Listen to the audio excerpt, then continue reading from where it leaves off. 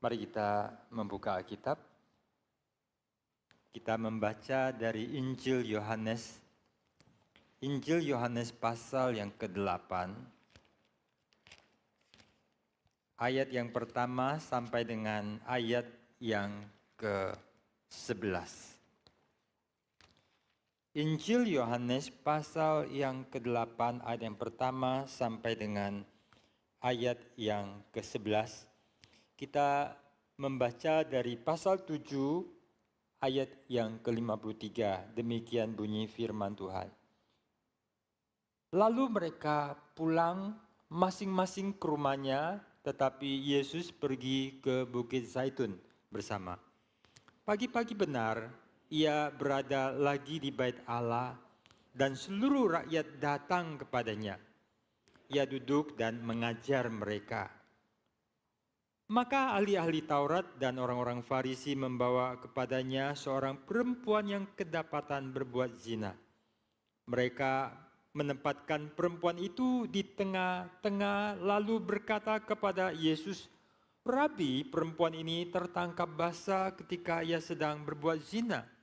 Musa dalam hukum Taurat memerintahkan kita untuk melempari perempuan-perempuan yang demikian. Apakah pendapatmu tentang hal itu?" Mereka mengatakan hal itu untuk mencobai dia supaya mereka memperoleh sesuatu untuk menyalahkannya. Tetapi Yesus membungkuk lalu menulis dengan jarinya di tanah. Mari membaca bersama ayat ke-7. Dan ketika mereka terus-menerus bertanya kepadanya, ia pun bangkit berdiri lalu berkata kepada mereka, "Barang siapa di antara kamu tidak berdosa, hendaklah dia yang pertama melemparkan batu kepada perempuan itu." Lalu ia membungkuk pula dan menulis di tanah bersama. Tetapi setelah mereka mendengar perkataan itu, pergilah mereka seorang demi seorang, mulai dari yang tertua. Akhirnya tinggallah Yesus seorang diri dengan perempuan itu yang tetap di tempatnya. Lalu Yesus bangkit berdiri dan berkata kepadanya, "Hai perempuan, di manakah mereka? Tidak adakah seorang yang menghukum engkau?" Bersama jawabnya, "Tidak ada, Tuhan." Lalu kata Yesus, "Aku pun tidak menghukum engkau. Pergilah dan jangan berbuat dosa lagi mulai dari sekarang." Kita berdoa. Allah Bapa di dalam surga, terima kasih untuk panggilan-Mu bagi kami untuk beribadah. Sangat berharga. Tidak semua dapatkan anugerah. Kami memiliki puji-pujian untuk kami kumandangkan. Dan semuanya itu menjadi hal yang begitu indah di dalam jiwa kami. Itulah pengalaman kami. Itulah bimbingan, pengajaran, bisikan, tuntunan Tuhan bagi kami. Itulah seruan kami untuk memuji, memuliakan Engkau. Dan kerinduan kami untuk terus mengalami bimbingan hidup berjalan dengan Tuhan. Dan sekarang kami baru saja membaca firman dan kami mau merenungkan, pakailah mulut bibir hamba-Mu, menguraikan, menyampaikan, dan memberi nasihat bagi setiap kami. Dan sesungguhnya bukan dari manusia tapi dari Tuhanlah seluruh pengajaran itu yang kami butuhkan. Karena itu ambil alihlah mimbar ini, setiap kata-kata yang terucapkan, dan juga pikiran kami, hati kami, keberadaan kami. Dari awal sampai akhir ibadah ini, kiranya boleh berkenan pada Tuhan. Jikalau ada orang di dalam segala kebimbangan, di dalam keraguan, di dalam kepicikan, kesulitan, pergumulan, melalui ibadah ini Tuhan kuatkan. Baik melalui kami dengarkan firman, melalui pujian doa, dan melalui kebersamaan kami. Terima kasih Bapak, di dalam nama Tuhan Yesus Kristus kami berdoa. Amin. Kemarin malam setelah ibadah persekutuan pemuda, saya pulang, saya mandi lalu makan. Istri sedang menyiapkan pada sore hari kemarin itu adalah sushi ya, sushi. Ya. Lalu kemudian saya makan. Tidak lama kemudian istri bertanya, enak gak? Saya dengan lembut, sopan, baik, agar tidak menyinggung mengatakan biasa. Bukan biasa, tak terlalu. Tak terlalu. Kok dihabisin? Ya disediakan yang dihabisin. Ya dihabisin. Ya. Kenapa nggak kasih anak-anak yang belum makan? Kan mereka suka. Ya yang disediakan yang saya habiskan. Susi buatan di dalam rumah malam kemarin itu memang Susi prihatin pra Imlek. Ya. Ada kalanya kalau dibuat itu bisa lebih enak dalam mulut saya. Misalnya kalau bahannya, caranya, yang kemarin itu bagi saya cuman nasi yang membungkus beberapa, ada mentimun, ada telur, ada apa lagi gitu ya. Jadi kalau dipakai daging, salmon, dikasih teriyaki, itu lebih nendang, kata orang, lebih nendang. Ya. Jadi saya terus terang ngomong seperti itu. Malam harinya ketika saya masih persiapan khotbah untuk pagi ini, saya kepikiran percakapan dengan istri. Ya. Apa yang saya makan dengan rasa biasa bagi istri dan anak-anak, itu mereka lebih menikmati. Why? Mereka suka sushi, saya biasa. Saya suka ikan, agak amis pun saya makan. Untuk yang tidak suka ikan, waduh, lebih cerewet. Kalau kita menyukai, kalau saya sama ayam agak sensitif. Karena saya pernah trauma, bayangkan 1 minggu 5 kali ayam. Ayam goreng, ayam panggang, air bakar. Aduh, sampai anak-anak itu beli Indomie 1 bungkus dan rantangnya dikasih ke orang. Jadi pernah mengalami trauma. Sedangkan mereka yang suka lain, ya, mereka menikmati.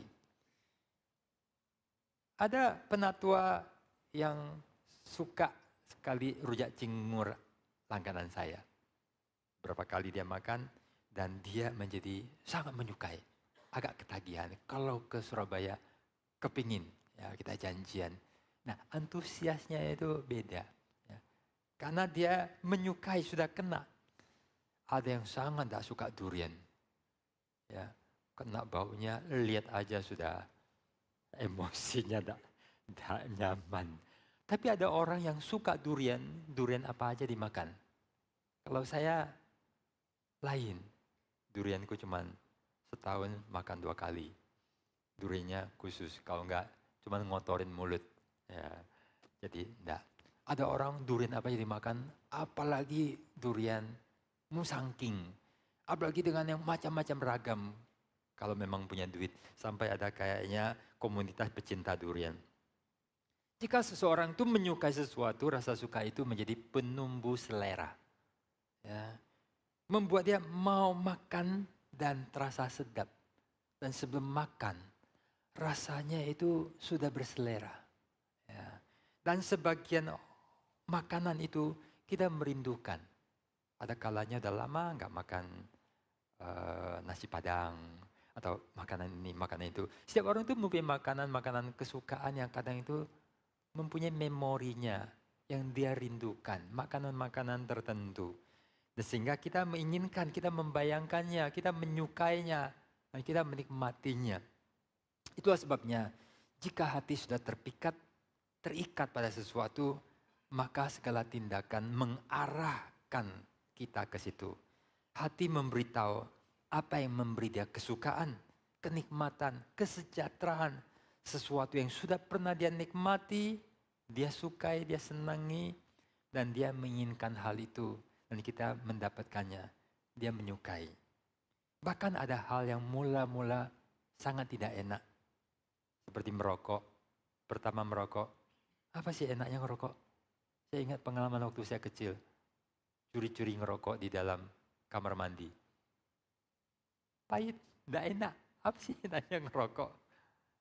Ya, tapi bahaya. Mulanya pahit, setelah itu ketagihan.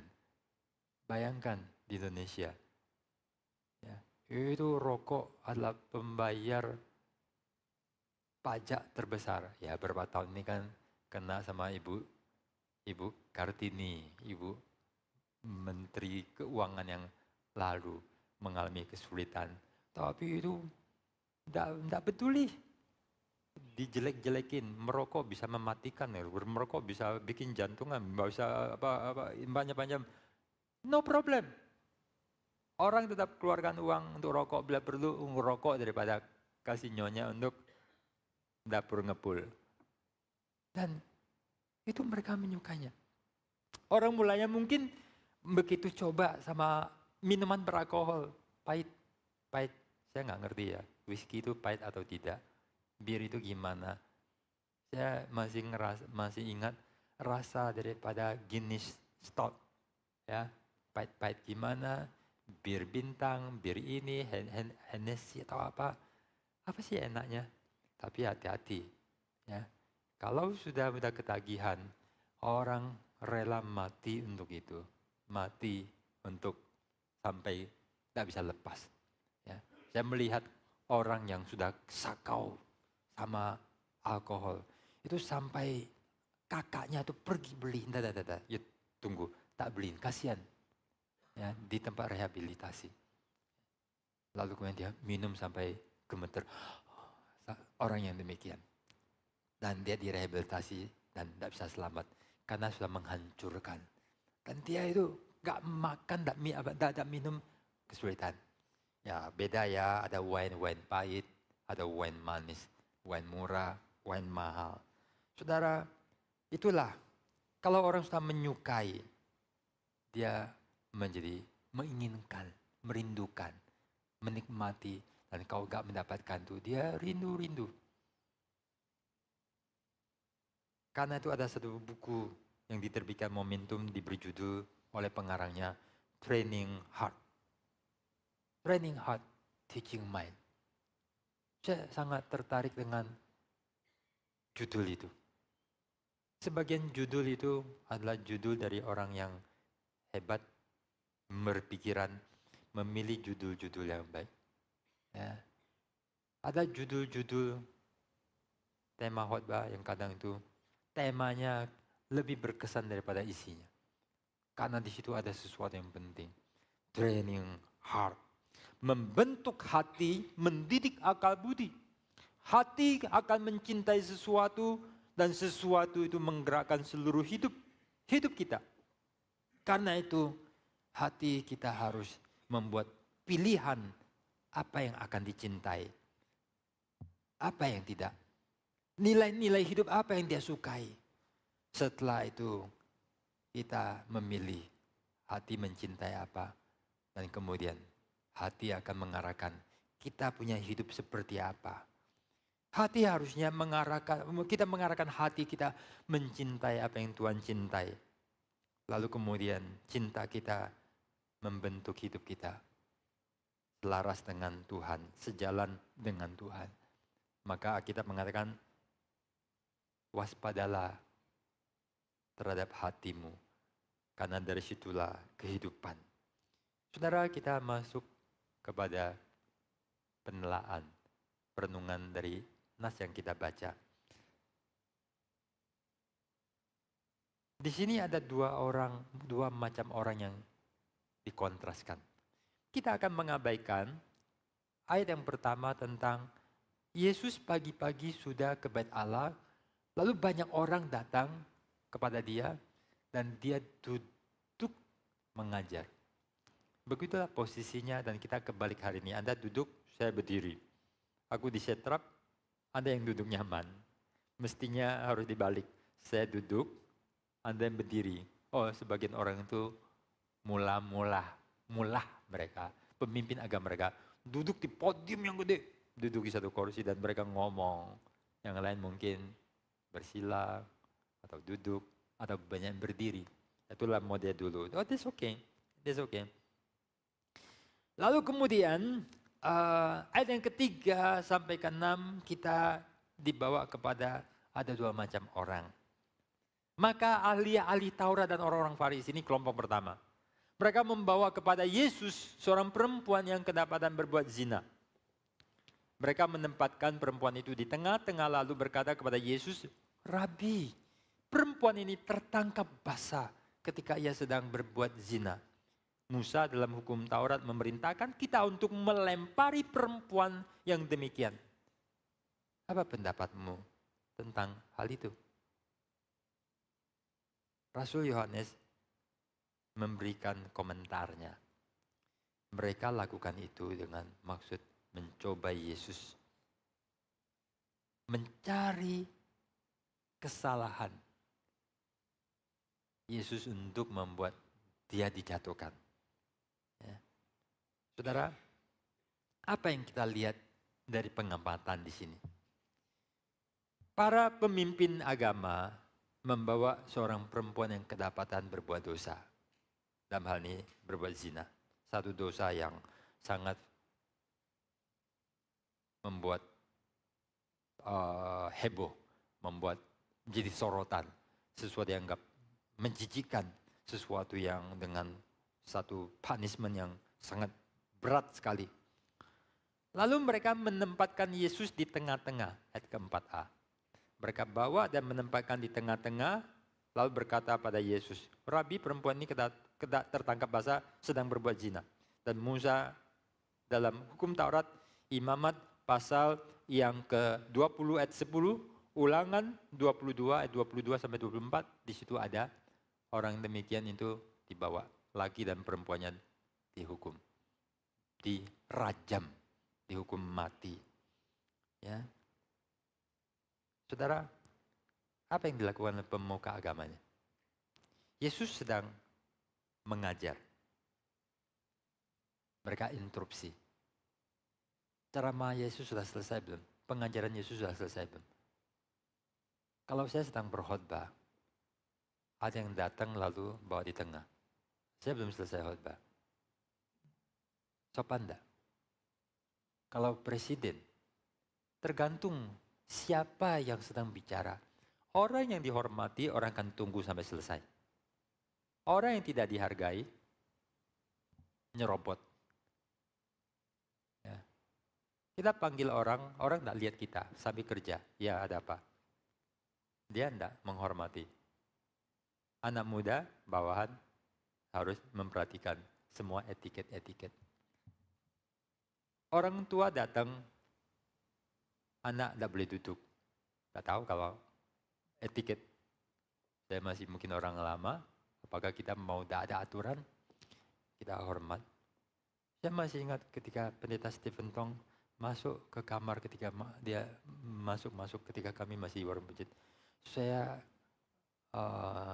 pakai AC alam, DC, bukan AC, DC. Ya, anak muda, tidak pakai baju. Saya coba pakai baju. Ya. Kalau Pak Tong, tidak apa-apa. Dia cuma mau lihat sebentar. Saya masih ingat gimana saya gopo-gopo. Dia bilang nggak apa-apa. Wah, tidak apa-apa. Tidak. When we respect somebody, we will show that. Automatically. In little things, kita akan menunjukkan. Dan kita bisa lihat gimana sikap laki, perempuan, suami, istri, orang tua, anak, sesama. Kita bisa tahu hati orang. Kadang orang nggak ngerti, perlu dididik. Ya. Tapi ini adalah satu ekspresi-ekspresi. Ya. Yesus sedang mengajar, sedang memberi pengajaran, mereka dengan tidak sopan dan dengan kasar menyelah. Bahasa Jawanya itu interupsi. Interrupt. Lalu mereka mengubah acara dari ceramah dan pengajaran menjadi gelaran perkara. Dari pengajaran menjadi gelaran perkara. Mengubah jadi persidangan. Lalu mereka menjadikan Yesus yang dia sebut guru Bapak dihormati, kadanglah untuk direndahkan. Mereka datang untuk mencobai Yesus dan menemukan kesalahannya untuk menjatuhkan dia. Ya, kalau ada orang datang untuk ngintip-ngintip kamu, periksa-periksa rumahmu, ngecek-ngecek, lalu mau cari sesuatu untuk hancurin kamu, gimana perasaan kamu? Kalau orang itulah orang terhormat, gimana? Itulah yang mereka lakukan. Ini sikap mereka kepada Yesus. Gimana sikap mereka pada perempuan itu? Sikap mereka pada perempuan itu, saudara, who are they? Mereka adalah pemimpin rohani. Mereka orang yang ahli Taurat. Mereka scholar. Mereka scholar. Mereka orang saleh. Mereka orang rohani. Mereka orang yang terdidik di dalam agama, tahu kehendak Allah. Hal-hal yang baik. Kebaikan-kebaikan, kesalehan-kesalehan, kebajikan-kebajikan. Bukankah ini yang kita harapkan ada di dalam mereka belajar agama, saudara? Kalau orang belajar agama kan kita menemukan kekejaman, kekerasan, ketidaksopanan. Jauhilah agama begini. Atau mungkin mereka melakukan satu penyimpangan pada esensi agama itu.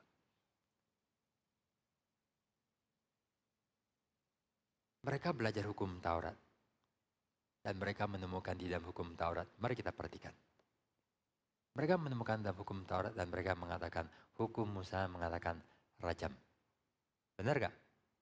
Benar. Hukum Taurat ada berapa halaman? Apakah hanya itu saja? Jawabannya adalah no. Kita diajar bahwa Alkitab itu adalah satu kitab yang menyeluruh dan kita harus memahami keseluruhannya. Tapi bahkan untuk teks yang mereka kutip, coba membaca betapa kerasnya bagi umat Allah yang harus hidup kudus, Tuhan tidak mengizinkan sesuatu penyimpangan imoralitas dan hukum mati. Wah, ini ayatnya, ini hukum hurufnya. Maka di dalam hukum orang perlu belajar mengenai etika. Ya, etika itu memiliki sesuatu yang bahkan orang-orang hukum, ada hakim-hakim, bahkan ada polisi yang menangkap pencuri. Kemudian dia bayar. Nangkap pencuri. Besoknya dia bawa bahan makanan ke rumahnya. Ada pemimpin yang mendapati anak buahnya berbuat salah. Dan dia hukum. Maka didenda 5 juta. Dari kantongnya dia kasih 15 juta. Luar biasa ya. Ini manusia. Tuhan Yesus di dalam Matius pasal ke-5 mengupas gimana jiwa Tuhan kita. Ada tertulis begini. Tapi aku berkata kepada engkau, jiwa Taurat itu lebih dalam daripada yang tertulis. Jiwa Tuhan. Dan itu harus dipahami ketika kita melihat yang lain.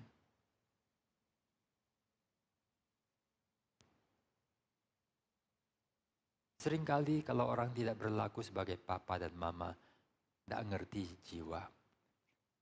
Papa mama yang bermoral, punya ideal, itu punya prinsip yang tidak kompromi. Ada kalanya mereka marah. Tapi waktu marah, mereka tuh jatuh belas kasih. Ngerti saudara? Mereka tuh marah. Mereka mau menghukum, mereka mau mengusir. Tapi mereka juga yang mencari.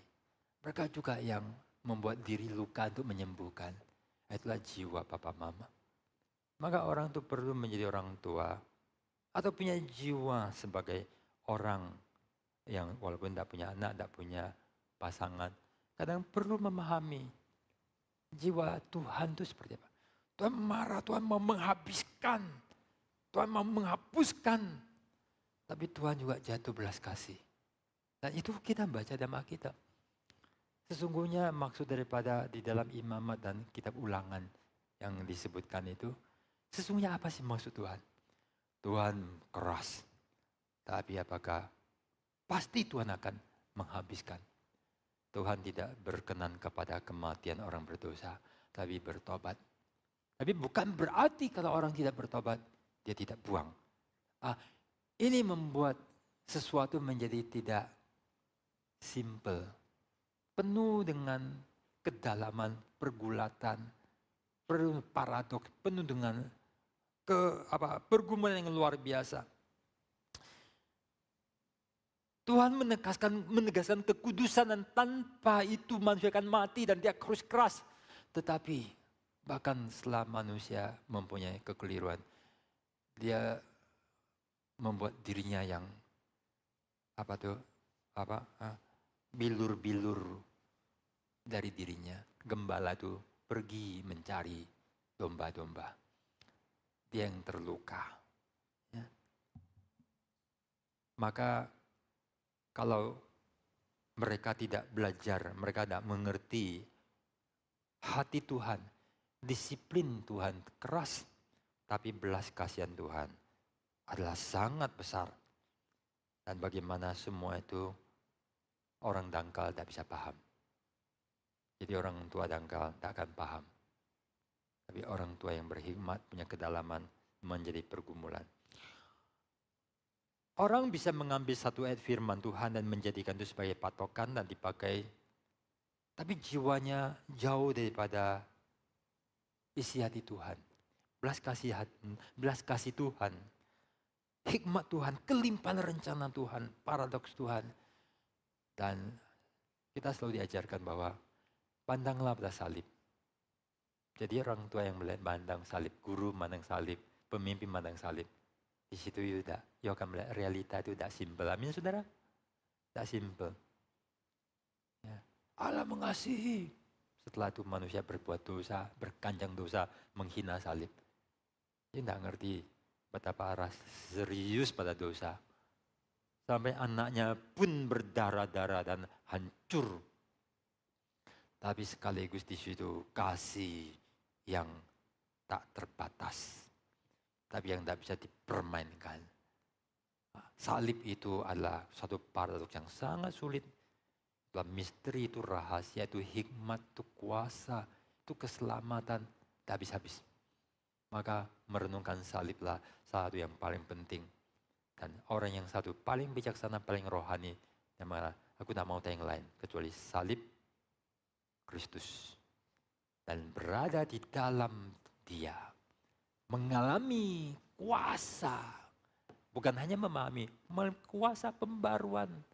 Yang membuat kita yang sangat mempunyai magnet negatif ke bumi, diseret menjadi makin lebih dekat sama Tuhan. Nah, itulah jiwa. Saudara, kita lihat, kalau orang tak mempunyai pengertian yang baik, ayat firman itu bisa diambil. Setiap orang akan ambil firman. Dan bisa untuk menekankan yang salah.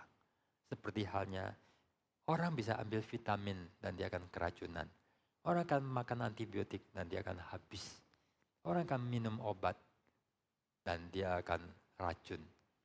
Tanpa hikmat, selalu saya ngomong, mungkin akan ratusan kali Anda dengar. Dan saya akan tetap ngomong ini sampai saya mati. Tanpa hikmat, orang tak bisa hidup. Semua yang baik pun akan dipakai untuk hal yang buruk. Hikmat itu sangat penting. Kita lihat saudara, sikap dan cara pemimpin agama ini memperlakukan perempuan ini. Mereka memperlakukan dia sebagai objek. Kalau dalam bahasa Gabriel Marcel, ya, dalam konsep I and thou, I and it, not a person. Kalau dalam konsep orang Kristen, not a image of God yang mulia, gambar Allah, ya, manusia gambar Allah, tapi sebagai benda, manusia sebagai mesin, manusia sebagai guna, habis guna, tidak ada guna dibuang. Orang memperlakukan orang lain itu hanya kegunaan. Ya, orang ini pintar, orang ini cantik, orang ini ganteng, orang ini kaya, orang ini berkuasa. Kalau tak berguna lagi, tinggalkan, buang, khianati, singkirkan. Kita memperlakukan manusia tidak sebagai manusia, tapi sebagai benda. Orang kerja puluhan tahun, sudah tua, sudah mau mati, sudah sisa-sisa, tetap miskin, suruh pergi, tak peduli dia mau apapun. Padahal dia memperkaya, dia berjasa. Manusia itu susah. Ya. Gini-gini bukan sikap orang Kristen yang baik. Sehingga ketika ada beberapa orang itu yang membagikan sahamnya, padahal cuma sedikit. Ya kasih cuma 5% untuk bagi semua. Kita udah sangat mengapresiasi, memperlakukan orang. Apalagi dalam saat orang sudah tua, sudah miskin, sudah kesulitan. Saudara, kita memperhatikan bagaimana orang ini, para pemimpin agama yang mesti rohani itu memperlakukan perempuan ini hanya sebagai objek yang digunakan tanpa jiwa kemanusiaan.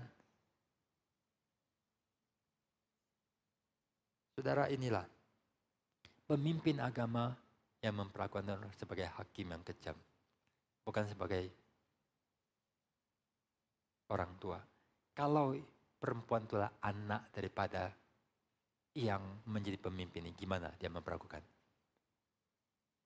Maka pemimpin-pemimpin yang membuat pengadilan, kalau kasus yang sama terjadi pada anaknya, bagaimana dia memperlakukan? Kita lihat, dia mendua atau sama. Kalau dia keras sama orang, sama anak, keras, persis sama. Benar, ini memang prinsipnya. Kalau ini keras, anak sendiri, sudah orang lain yang dikorbankan. Jadi kambing hitam. Dia bukan hakim yang baik, bukan pengadil yang baik, bukan menyelesaikan kasus dengan baik. Dan itu tidak demikian. Perempuan ini sudah kedapatan berbuat zina, kira-kira apa yang dia alami? Berbuat zina, habisin, bunuh, rejam. Kalau itu anakmu gimana?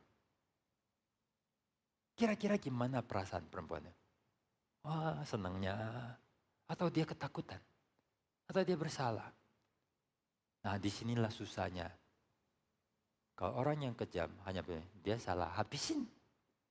Hajar. Nista. Tapi kayaknya Tuhan tidak begitu. Kita memperhatikan agama-agama. Bagaimana satu agama, pemimpin agama, memperlakukan orang tercela dan berdosa. Dan kita temukan itu paling unggul di dalam Yesus Kristus. Tapi dia tidak kompromi pada dosa. Amin, saudara? Yesus tak pernah kompromi sedikit pun dengan dosa. Sangat ada kompromi. Dan untuk itu dia bayar harga, dia mati di salib. Dia menuntut kekudusan setinggi-tingginya sampai siapapun tidak bisa mencapai. Tapi belas kasihannya tiada tara. Kita tidak temukan dalam seluruh pemimpin agama seperti our Jesus. Only our Jesus. Only our Messiah. Yang memperlakukan orang berdosa. Dan bagaimana orang berdosa dirubah menjadi orang saleh. Kita nggak tahu kelanjutan daripada perempuan ini. Tapi begitu banyak contoh orang-orang yang berdosa bagaimana dipulihkan. Dan saya masih ingat Pak Tong mengutip satu ucapan orang. Dunia membangun kerajaan atau membangun monumen sesuatu karya baik dengan bahan-bahan yang mahal-mahal. Tapi Tuhan membangun kerajaannya dengan hati-hati yang hancur. Dan itulah hatiku, hatimu yang hancur ketika Injil menempelak, meruntuhkan, membuat kita broken, empty. Before the cross of Jesus, we kneel down. Our heart melt down. Our heart cair, luluh, hancur. Dan orang-orang bagaimana tanpa rasa malu, menangis, hidung keluarkan, ingus, mengaku dosa. dan membawa diri. Saya ingat Pak Tong cerita bajunya itu basah oleh air mata dan dia bisa peras. Sebagian cerita daripada Bapak rohani kita sangat berkesan. Dan sampai 86 tahun begitu konsisten. Hati yang hancur, hati yang dipersembahkan. Perempuan ini pasti ketakutan. Dia mungkin merasa bersalah. Kita nggak bisa tahu persis, kita hanya menduga-duga. Tapi sebagian dugaan itu adalah dengan melihat Yesus yang mengetahui jiwa manusia. Bagaimana Yesus memperlakukan, walaupun memang open ending. Tapi satu harapan besar ada pada orang ini. Ketika dia di dalam kehancurannya bertemu, berjumpa dengan Sang Kasih Karunia. Dan kita mendapati bahwa perempuan ini tidak mendapatkan yang demikian dari orang lain. Bahkan dari orang yang bisa diharapkan orang rohaniwan. Bagi para pemimpin agama rohaniwan kaum saleh ini, kalau kita boleh nyindir dikit, perempuan ini bahkan tidak penting. Karena sesungguhnya perempuan ini cuma pion. Perempuan ini bisa dikorbankan. Manusia itu mudah mengorbankan orang. Manusia itu jahat. Jangan berteman, jangan bergaul dengan orang yang kan. Demi sesuatu hal kita dikorbankan. Saudara dikorbankan, dikambing hitamkan. Kamu masuk penjara demi mereka yang bersalah diloloskan. Bagi mereka perempuan ini pion untuk ditembakkan karena mereka mau menjadikan Yesus. Bahkan bagi mereka perempuan itu nothing. Benda pun benda yang nothing. Ya. Kadang orang memperlakukan sesama lah I and it. Benda, barang, kegunaan. Tapi sebagian itu adalah tai. Sebagian itulah sampah menjijikan. Karena ada sasaran yang lebih tinggi. Sayang, kadang orang beragama bisa seburuk-buruknya. Lebih buruk daripada orang biasa. Yesus sangat tidak berkenan pada sikap mereka yang kasar, yang tidak sopan, yang memperlihatkan kebusukan mereka. Banyak pemimpin agama, banyak mengklaim diri seperti rohani, penting menjadi hakim dunia. Sesungguhnya lah setan-setan yang hatinya penuh dengan kebusukan. Mereka sebagai pemimpin agama tidak bisa menangani perkara perempuan ini dengan baik. Sebagai pemimpin rohani yang mewakili Tuhan, dan mereka menganggap mewakili Tuhan. Tapi tidak bisa mewakili Tuhan dengan hati dan bijaksana dan kehendak Tuhan. Tuhan maunya adalah orang berdosa dibawa kembali. Mereka hancurkan. Dan mereka gagal. Banyak orang merasa mewakili Tuhan. Dan ketika mereka mau mewakili Tuhan, mereka akan ambil ayat firman Tuhan untuk menghajar, menghukum orang lain. Mungkin satu Tuhan bilang, no. Saya mau selamatkan dia. Dia juga umat pilihanku. Karena seperti engkau berdosa telah aku ampuni. Aku cuma mengampuni dia. Tetapi sebagian orang menghakimi orang lain. Saat ini di dalam belahan dunia ada kelompok yang mau menghakimi sebagai wakil Tuhan. Semua yang kafir akan disembelih. Anjing akan dibunuh karena haram. Mereka menganggap mewakili Tuhan. Tapi sangat jauh. Very, very far from God. Siapa kamu manusia yang mau menghakimi? Tapi justru menyatakan kebusukan jiwa yang satanik. Ya. Dan mereka jadikan perempuan ini sebagai objek untuk menjadi pion untuk menyerang Yesus. Dengan sikap tidak manusiawi. Padahal Tuhan menciptakan manusia di gambarnya dan ketika jatuh Tuhan tuh mau menebus. Dan Tuhan bayar mahal dengan darah anaknya. We have to know the heart of God. Hati Allah. Ya. Saudara, kalau orang kedapatan berzina, 2 orang itu ditangkap. Mana laki-lakinya? Manusia sering tidak adil. Ya. Perempuannya tidak kelihatan, lakinya tidak kelihatan. Apakah selalu perzinahan, selalu semua dimatikan? Tak tentu. Karena sesungguhnya bukan itu maksud Tuhan. Tapi ada keras. Tadi saya menjelaskan bahwa gimana marah, disiplin, keras. Tapi seringkali di situ berbentur atau berparadoks dengan pergumulan jiwa seorang bapak, seorang pemimpin, seorang gembala. Jiwa dari Tuhan. Kemarahan pada anak yang dia kasihi. Gemes tengah mati. Kau mau bunuh kamu, kau mau buang kamu. Tapi hati tidak tega. Nah ini harus kita miliki. Kita tidak boleh menjadikan lembek. Dosa dibiarkan. Di mana dosa dibiarkan, di situ ada kematian. Dosa adalah pembunuh. Dosa adalah virus. Di mana ada dosa, di situ ada kehancuran. Kita tidak pernah boleh anggap enteng dosa dan membiarkan dosa. Setiap hal yang keliru, pasti ada resikonya. Dan kita belajar nih secara prinsip.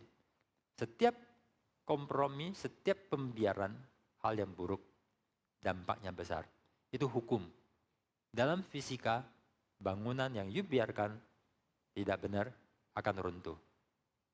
Tanah yang di bawahnya sudah banyak digerus, karena mungkin banyak ambil air, itu akan tiba-tiba di Tiongkok barusan kalau nggak salah itu ada tempat, tiba-tiba lubang gede.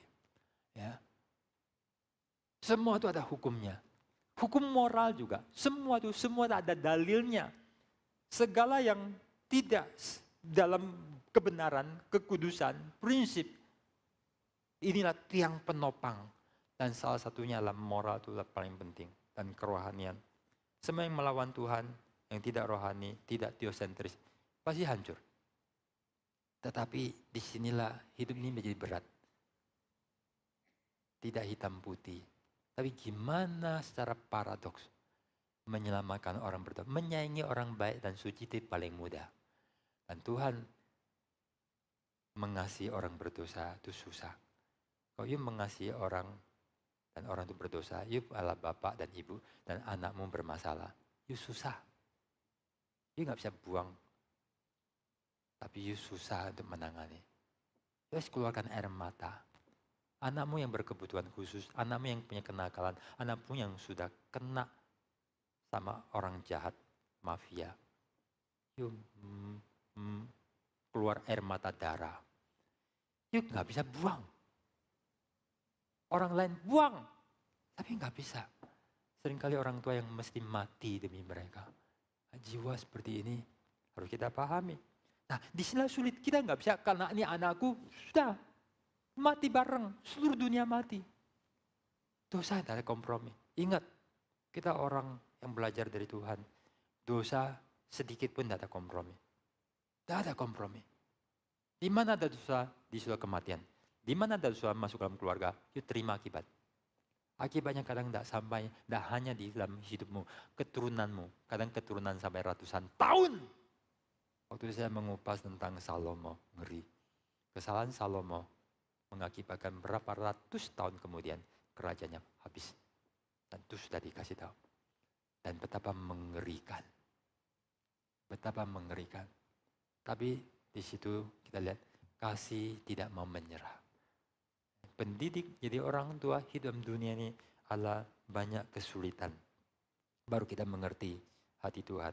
Tapi kita mendapati orang yang rohani tetapi tak benar, kurang ajar, tak punya prinsip, dan mereka punya satu hal yang paling buruk. Memusuhi Yesus. Inilah akar. Kalau hati sudah tidak benar, semuanya tidak benar. Careful with your heart. Jaga, kalibrasi, periksa. Jangan biarkan ada kotoran. Kotoran setetes itu akan menyebar. Maka kadang itu ada vakum, ada steril, ada itu bisa awet lama. Pencemaran itu banyak. Sehingga kalibrasi, kita terus perlu kalibrasi. Saya bersalah, Anda bersalah. Kita perlu kalibrasi. Tahu ya kalibrasi ya? Gergaji kita perlu diasah. Pisau kita perlu diasah. Kita perlu kalibrasi kembali. Melurus, mentajamkan, mengarahkan. Karena kita harus selalu demikian. Progressive sanctification, pertobatan setiap hari. melalui firman. Sekali direformasi, senantiasa direformasi oleh firman Tuhan. Dan kita penuh dengan kekeliruan. Tapi sayang, agama mereka itu agama benar. Dari Tuhan, dari Taurat, dari Musa, para nabi. Tapi cara mereka memperlakukan orang berdosa sangat jauh daripada isi hati Tuhan. Dalam memperlakukan orang berdosa, saudara, kita tidak boleh enteng. Tidak boleh keras yang melampaui. Ada kasih karunia, tapi serius. Ada paradoks, ada prinsip, ada hati yang begitu keras, ada hati yang begitu lembut. Dan kita lihat itu hanya ada pada Yesus Kristus. Ayat yang ke-6b. Yesus membungkuk lalu menulis. Nah, ini jadi misteri. What Jesus doing? Dia membungkuk lalu menulis di tanah. Kita nggak ada handphone untuk memfoto, merekam, dan we don't know. Dia tulis apa? Terjadilah spekulasi. Apa yang dia tulis? Dan kenapa dia lakukan itu? Dia dari duduk mengajar, tahu-tahu ada interupsi, sabotase acara menjadi gelaran perkara. Dan orang nanya, dan dia nggak jawab. Dia nulis. Reaksi apa? Nah, ini adalah sesuatu yang menimbulkan tafsiran yang tidak pernah ada konklusinya. Saya khawatir kalau nanti saya memberikan dugaan-dugaan orang, nanti Anda anggap serius, nggak usah anggap serius. Ada yang menduga bahwa Yesus tulis nama mereka, namamu ku catat. Ada yang menduga bahwa Yesus menuliskan 10 hukum Taurat. Ya. Ada yang orang menunjukkan dosa-dosa mereka.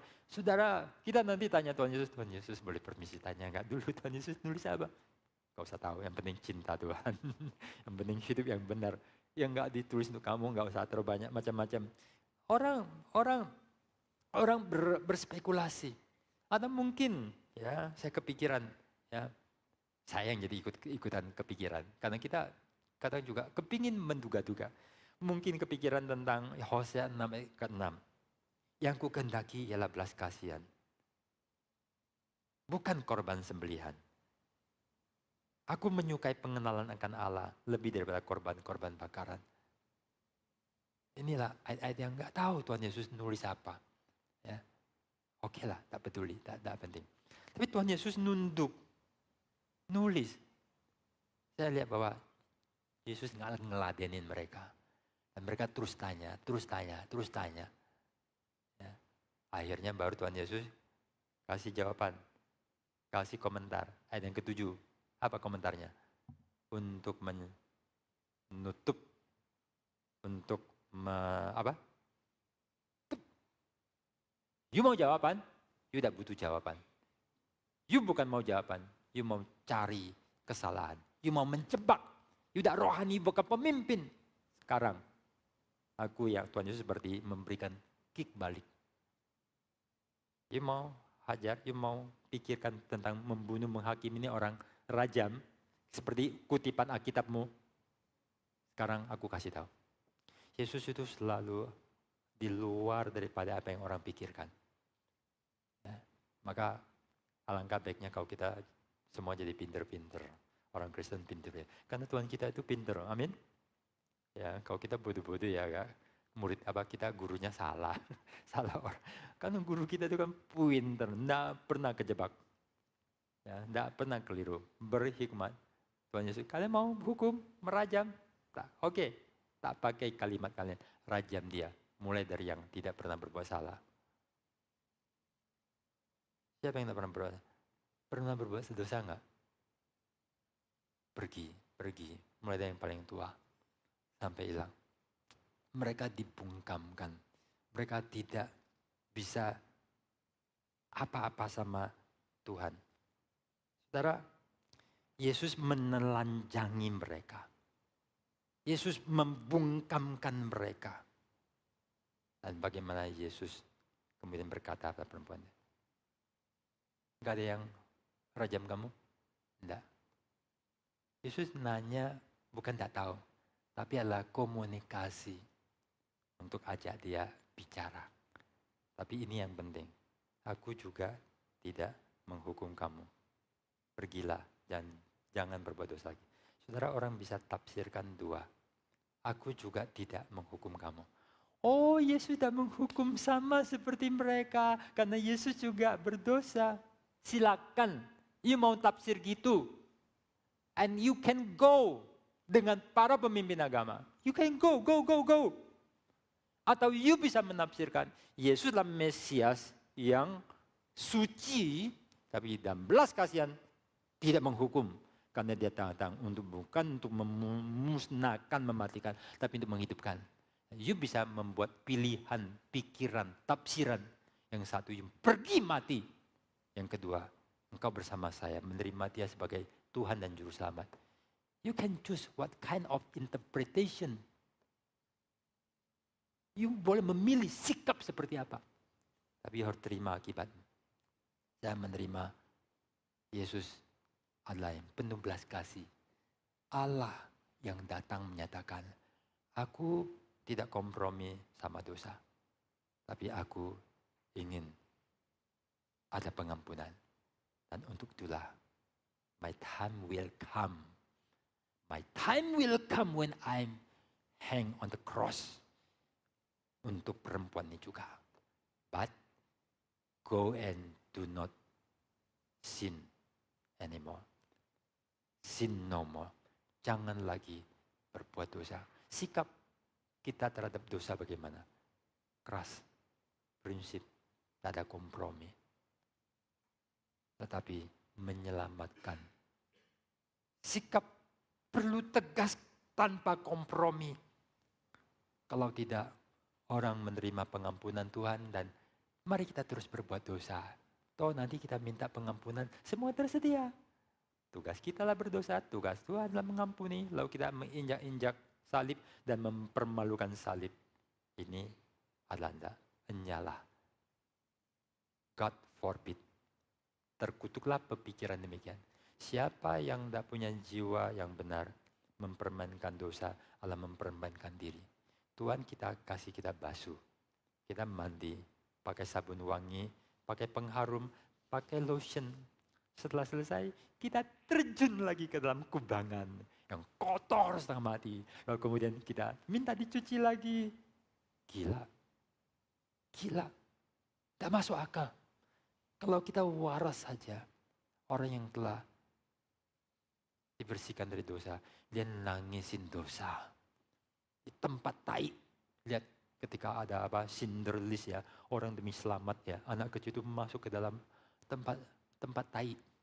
Tempat orang beol. Masuk gak? Masuk.